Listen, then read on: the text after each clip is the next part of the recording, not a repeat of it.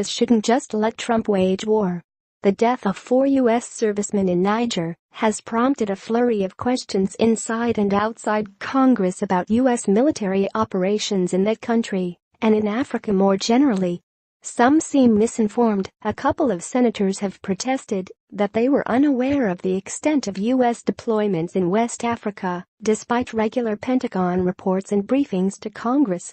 Other questions appear to be based on unfounded speculation. While the incident that led to the soldiers' deaths is still under investigation, Pentagon officials say it does not result from, or augur, an expansion of U.S. combat missions in Niger or in Africa more generally.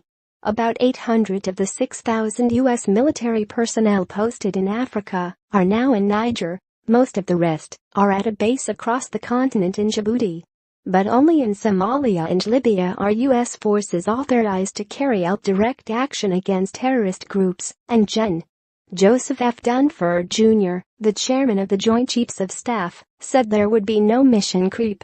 Instead, the Trump administration has announced its backing for a 5-nation West African force to combat extremists and will continue training and intelligence missions. The administration inherited this prudent approach from the Obama administration and has done little to alter it.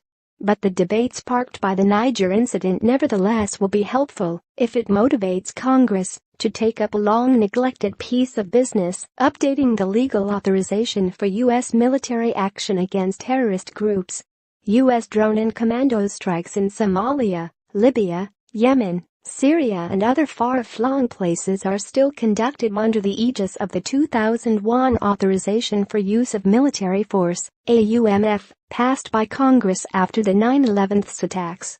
As several senators pointed out during a hearing of the Foreign Relations Committee on Monday, few who voted for that law imagined it might be used to justify operations far from al-Qaeda's 2001 base in Afghanistan. Legal experts divide over the Obama and Trump administration's judgment that the law covers action against the Islamic State, which did not exist in 2001. But senior Trump administration officials agreed during the hearing that a new AUMF would, at least, reinforce the political mandate for defeating Islamist terrorism. The problem, as Committee Chairman Bob Corker, R. Tennessee, observed, is bridging the gap between legislators who want to provide clear authorization for military action and those who want to constrain it. A bill sponsored by Sens. Tim Kaine, D. Virginia, and Jeff Flake, R. Arizona, would replace the 2001 AUMF while narrowing its authority. The Pentagon could not target new al-Qaeda or Islamic State groups unless they attacked U.S. forces, and Congress would have the option to block new operations with a vote of disapproval. In addition, the authority would expire after 5 years unless Congress reauthorized it.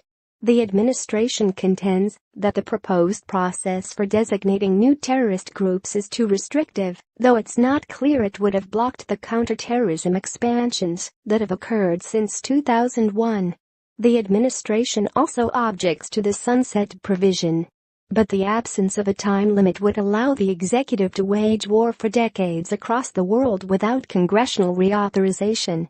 Whether or not that's constitutional, it's unwise. Read more. Karen Ataya, after Niger, ramping up U.S. aggression in Africa is a really bad idea. Letters to the editor. Questions around the deaths of 4 soldiers in Niger. The Post's view. Trump trivializes the deaths of 4 soldiers. Eugene Robinson. Congress should give Trump and his generals their marching orders. George F. Will. Congress is fleeing its war-making responsibilities